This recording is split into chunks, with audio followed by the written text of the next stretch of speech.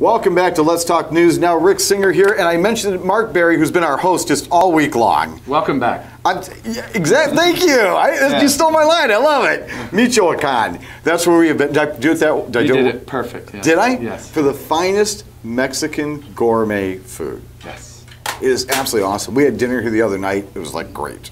So again, thank you so very, very much for having us. And I've learned so much. I really have. I mean, I've learned what Cinco de Mayo really is, and it really is not Independence Day. I've learned about tequilas and a little bit about that. And I think I'm going to be learning more about that tomorrow because the festivities actually start tomorrow. Yes. Okay.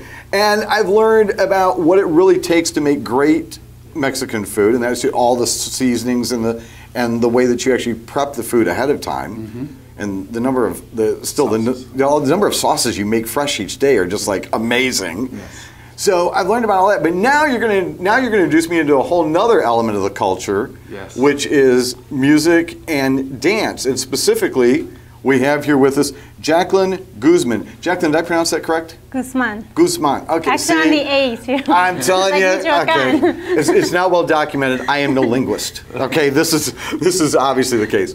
But thank you so much for coming and for being all part of this. So, Mark, her dynamic is in a traditional Mexican dance, ballet folklorico, and it is fantastic. If you haven't seen this, they're going to be performing both Friday and Saturday nights at 5 o'clock and 7 o'clock, and we'll let Jacqueline explain what they do. Well, Mexico is rich with culture and regions, so every region has a different influence from Spanish, French, indigenous, African, Cuban cultures, and so various parts of Mexico have various types of dancing. Okay, so what part of the region is your dance associated with? Well, everywhere. From everywhere. Okay, so it's very eclectic then. Yes, yes. Okay, so when they refer to it as a ballet, okay, everybody knows I can't say. You say the word because everybody knows I can't say it. Ballet folklorico. Okay, great. I'm not even going to try that.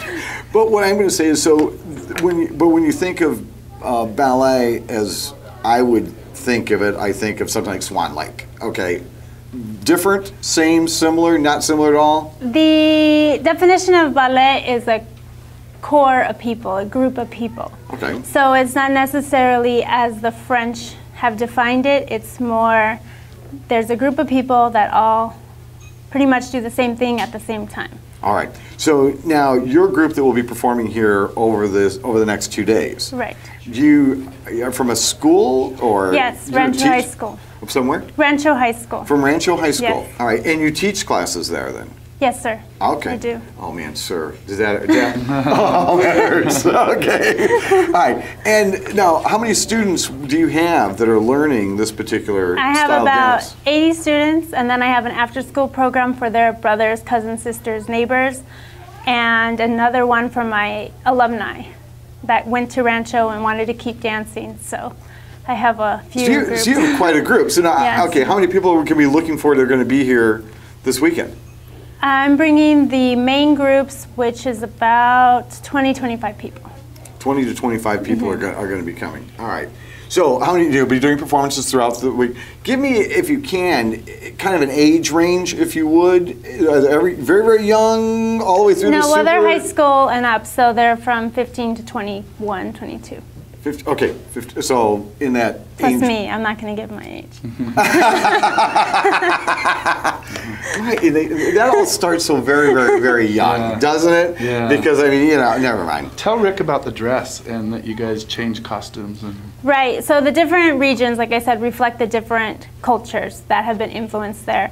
And for example, Jalisco, which is one of the most known regions, has a lot of ribbons on it, colorful ribbons with the colorful dresses with the colorful ribbons. Okay. And the guy wears the charro outfit like the mariachi wears.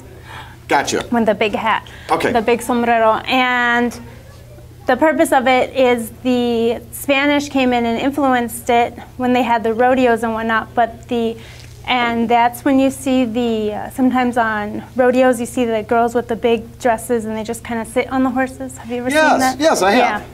Yeah. It comes from that.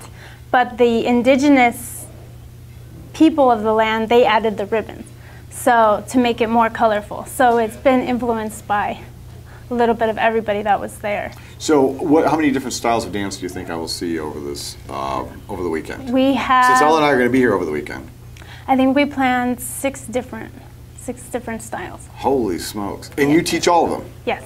All right. Well, I'll tell you, this is going to be a tremendous amount of fun. And I can tell. I mean, the whole dynamic. Mark, just like your food here, just like your restaurant, it's literally the entire scope of everything in an evolving Mexican culture. Right. Dance, traditional drinks, traditional food, all done exactly the way it should be done and prepared very, very well. Absolutely. Yeah. So, is there any doubt as to why we decided that we were going to celebrate Cinco de Mayo here? No, this is the spot to be. Okay. This is the spot to be. So, if you have already marked it down, you need to. This weekend, starting tomorrow and Saturday, Cinco de Mayo here at Michoacan.